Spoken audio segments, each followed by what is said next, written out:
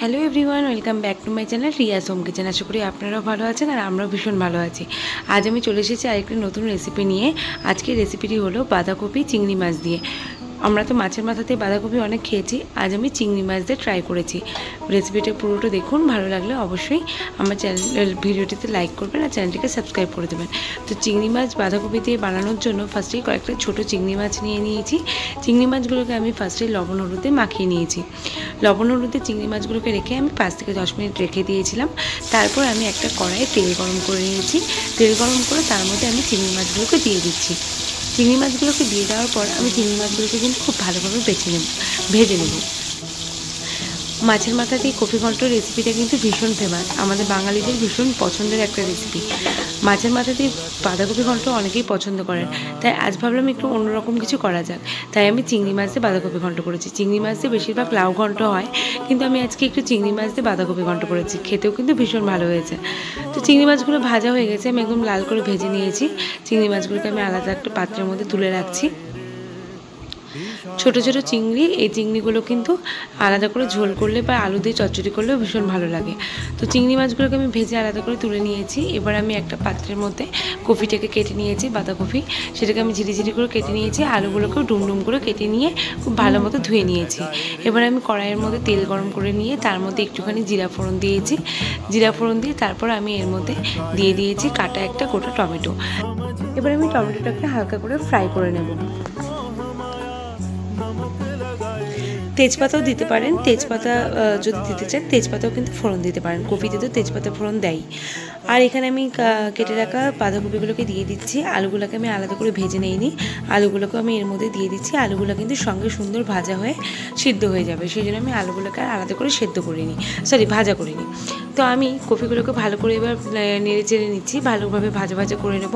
তার আগে আমি এর মধ্যে দিয়ে দেবো একটুখানি পরিমাণ হলুদ আর একটুখানি পরিমাণ লবণ।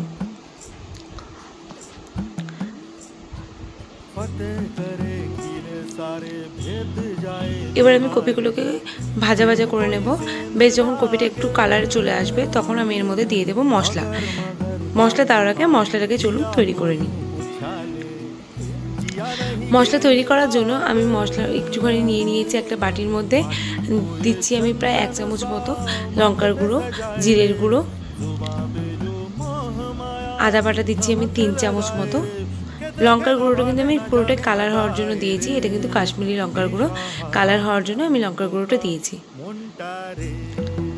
দিয়ে দিচ্ছি আমি সঙ্গে অল্প পরিমাণ লবণ, যেহেতু আমি ভাজা করার জন্য আগে একটু লবণ দিয়েছি, সেজন্য অল্প পরিমাণ লবণ দিচ্ছি। আর দিয়ে দিলাম আমি একটু হলুদ। ওদিকে আমি ঢাকা দিয়ে রেখেছি কপিটাকে ভালোভাবে মজে যাওয়ার জন্য। ভাজাও হতে থাকবে, সঙ্গে মজেও যাবে। মশলাটা তৈরি হয়েছে, দেখুন কপিটা কিন্তু আমার খুব ভালোভাবে হালকা সিদ্ধ হয়ে এসেছে। এবার আমি কপিটার মধ্যে দিয়ে দিলাম মশলাগুলো। যে মশলাটা আমি রেডি করেছি সেই মশলাটা আমি এর মধ্যে দিয়ে দিলাম।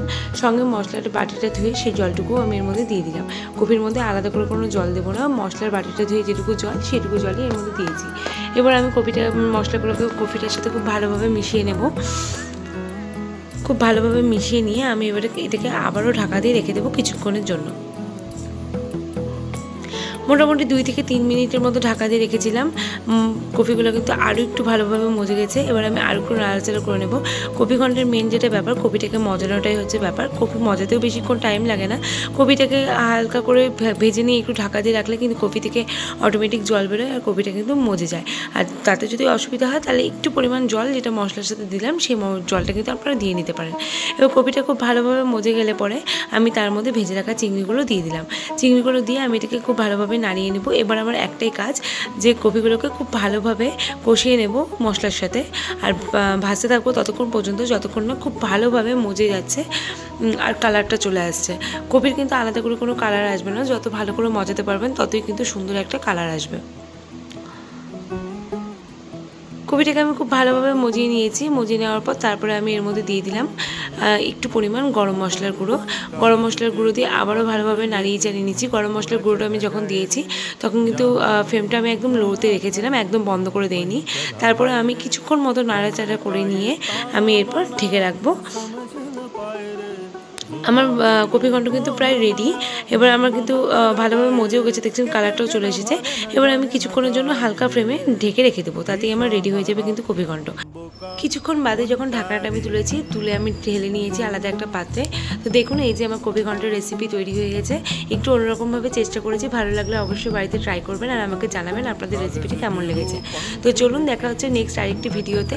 ততক্ষণ পর্যন্ত ভালো থাকবেন, সুস্থ থাকবেন, আর আমার ভিডিওটি ভালো লাগলে অবশ্যই লাইক করবেন, শেয়ার করবেন আর আমার চ্যানেলটিকে সাবস্ক্রাইব করে দেবেন। তো চলুন দেখা হচ্ছে নেক্সট ভিডিওতে। টাটা।